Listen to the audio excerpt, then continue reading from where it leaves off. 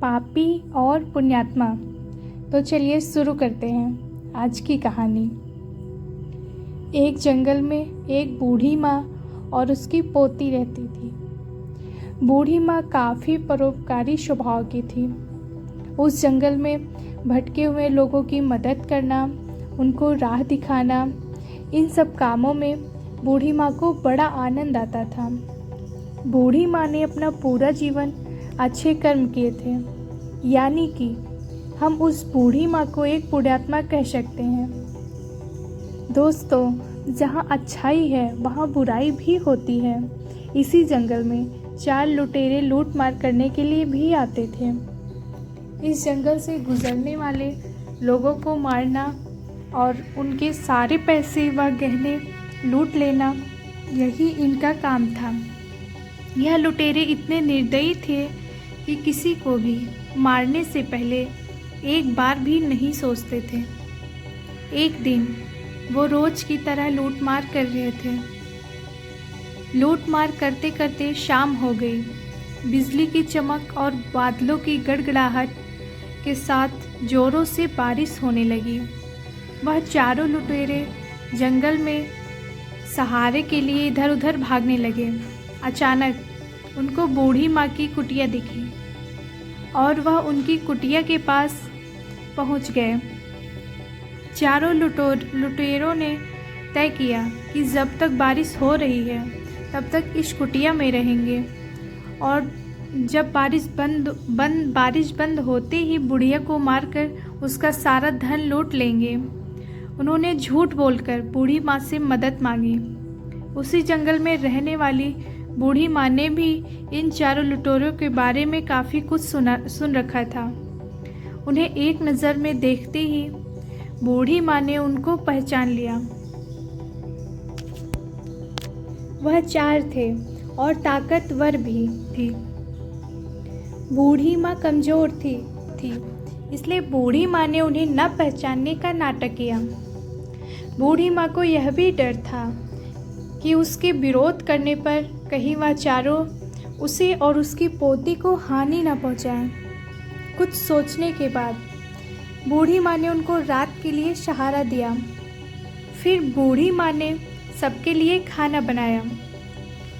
सभी जब खाना खाने के लिए बैठे तब खाते खाते बूढ़ी माँ ने पाप और पुण्य का विषय छेड़ा।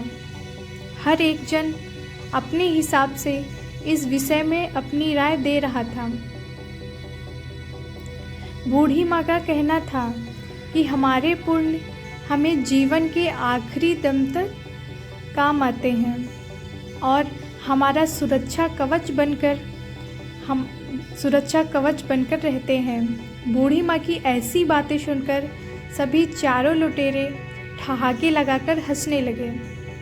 जाहिर सी बात थी कि चारों ही लुटेरे पुण्य की ऐसी बातों में विश्वास नहीं रखते थे, इसलिए बेधड़क अपने वाले काम किया करते थे। आखिरी में बूढ़ी माँ ने शर्त लगाई। वह बोली, बाहर बिजली गिर रही है। हर एक व्यक्ति उस सामने के पेड़ को छू करके वापस कुटिया में वापस आएगा। जिसके ऊपर बिजली गिरी वह पापी होगा और जो सही सलामत से वापस कुटिया में आएगा वह पुण्यवान होगा।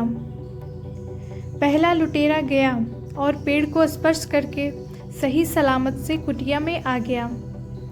ऐसे ही दूसरा गया, फिर तीसरा गया और चौथा गया और सभी सही सलामत कुटिया में वापस आ गए। अब बारी थी बूढ़ी माँ की और उसकी पोती की। बूढ़ी माँ के मन में डर आया कि वह चारों ही लुटेरे पुण्यवान निकले। इसका मतलब हम ज़रूर पापी हैं, बिजली हमारे ऊपर ही गिरेगी। लेकिन शर्त लगाई थी और पूरी तो करनी ही थी, इसलिए उसने अपनी पोती को गोदी में उठाया और कुटिया के बाहर पैर रखा। उसी वक्त आसमान से एक बिजली तेज़ गड़गड़ाहट के साथ उस कुटिया पर गिरी और कुछ ही देर में उन चारों की उसी जगह पर मृत्यु हो गई। इस कहानी से हम ये समझ सकते हैं कि एक बूढ़ेवान व्यक्ति के सहारे वो 4 पापी सलामत थे, पर जैसे ही वो उनसे दूर गए तो उनका सुरक्षा कवच जैसे चला गया हो।